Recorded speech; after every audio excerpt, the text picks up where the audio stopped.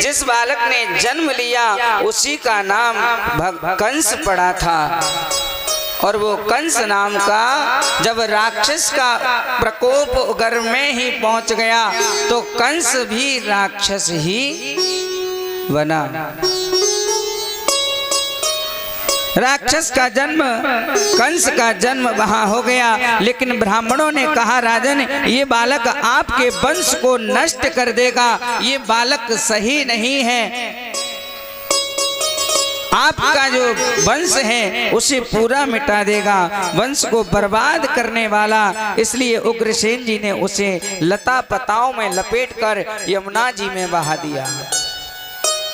उग्रसेन ने कंस को लता पताओं में लपेटकर यमुना जी में बहा दिया। बोले अरे ये तो हमारे वंश को ही नष्ट कर देगा।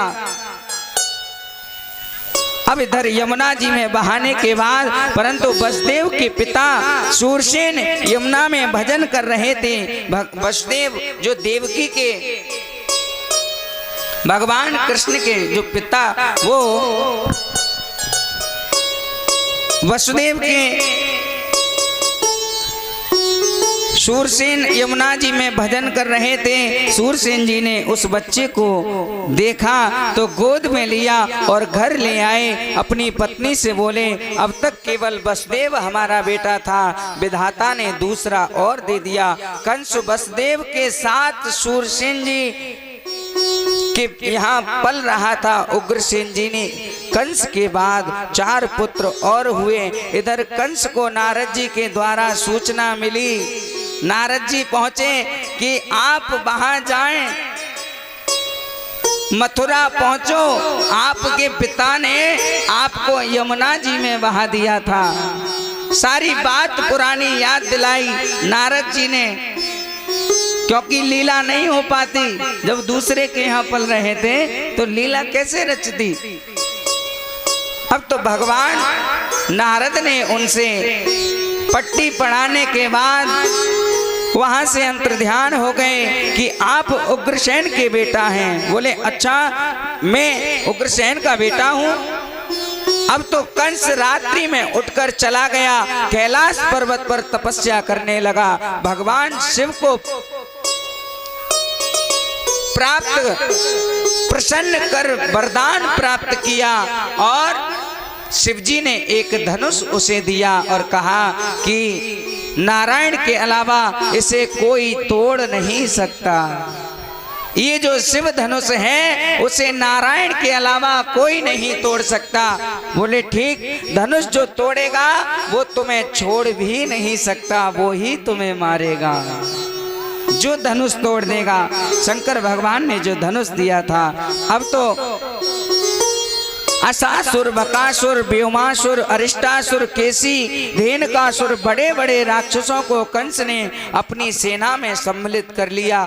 मथुरा पर आकर चढ़ाई कर दी, यज्ञ विध्वंस कर दिया। उग्रसेन ने कहा, कंस तुमने ब्राह्मणों के यज्ञ को विध्वंस किया है, इसका परिणाम तुम्हें मिलेगा और आप चिंता ना करो, इसका परिणाम अवश्य ही मिलेगा। मथुरा पर आने के बाद उग्रसेन ने कहा कि इन्हें प्रणाम कर लो। अगर आपको अपना भली भांति जीवन काटना है तो ब्राह्मणों को प्रणाम कर लो। तुमने ब्राह्मणों के यज्ञ को विध्वंस कर दिया है। कंस से कहा, कंस ने प्रणाम नहीं किया। कंस ने उग्रसेन जी को पकड़कर कारागार में डाल दिया।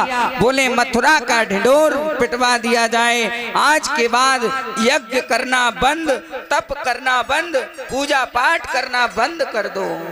ऐसा राक्षस वो कंस अपने पिता को कारागार में डाल दिया। बोले अब तो आज से राजा कंस की जय जयकार कर दी जाए। अब तो वहां पर जय जयकार होने लगी, राजा कंस की जय, राजा कंस की जय, जयकार करने लगे। कंस ने उग्रसेन जी को पकड़कर कारागार में डाल दिया और हम ही भगवान हैं ऐसा कहने लगा। हमारी पूजा करो, अगर किसी ने घर में मूर्ति रखी तो मैं उसको भी कारागार में डाल दूंगा। वो कंस भगवान ने कहा ये क्या हो रहा है, मुझे अब तो अवश्य अवतार लेना पड़ेगा।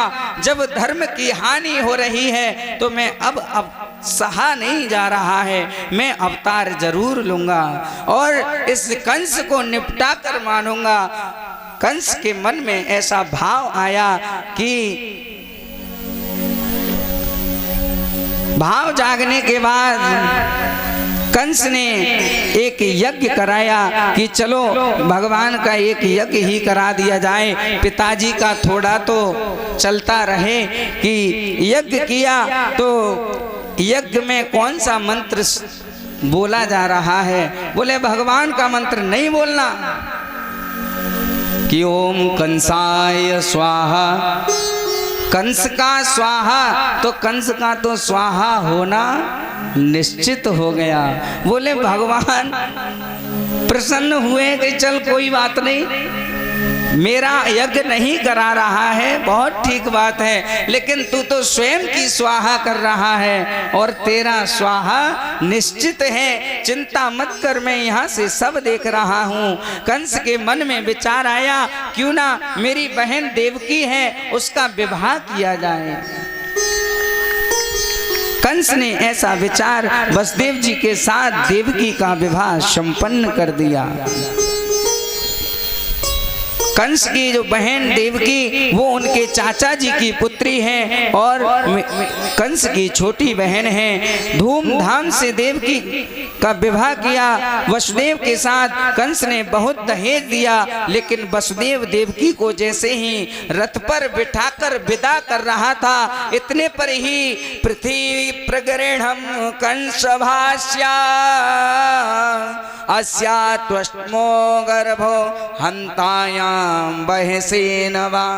इतने पर भी आकाशवाणी हुई, सुनी। आकाशवाणी सुनते ही अरे कंस, जिस बहन देवकी को तू विदा कर रहा है उसका 8वां पुत्र तेरा काल होगा, तेरा काल होगा।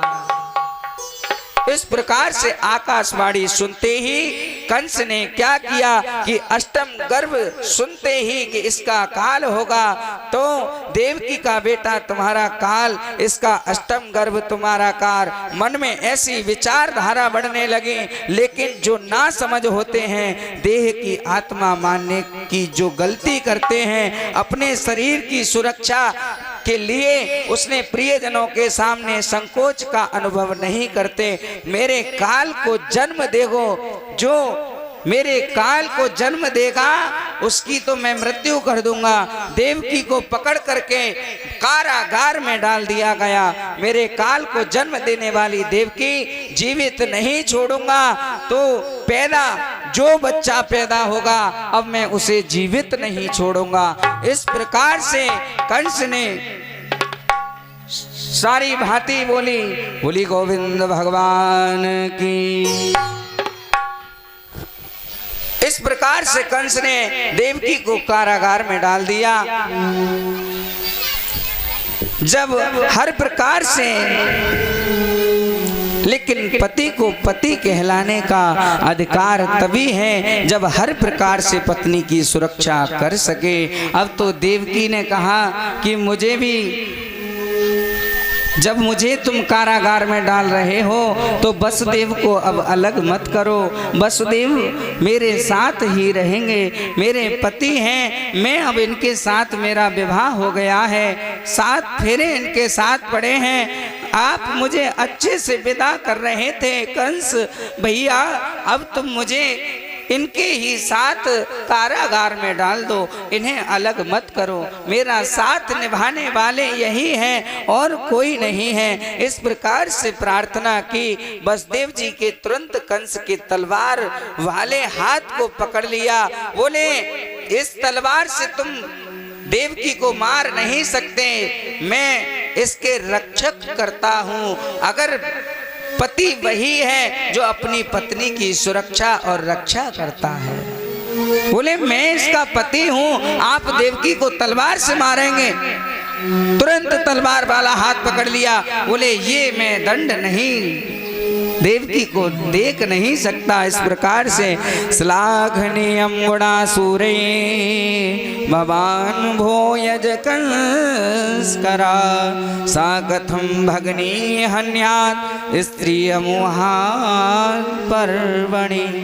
राजन, आप जैसे यशस्वी और तेजस्वी पराक्रमी एक नारी को तलवार से मारेंगे, ये शोभा नहीं देता। देवकी के जो पति वसुदेव वो समझा रहे हैं कि ये तो आपकी बहन है और नारी तो वैसे भी अवज्ञा होती है और विवाह के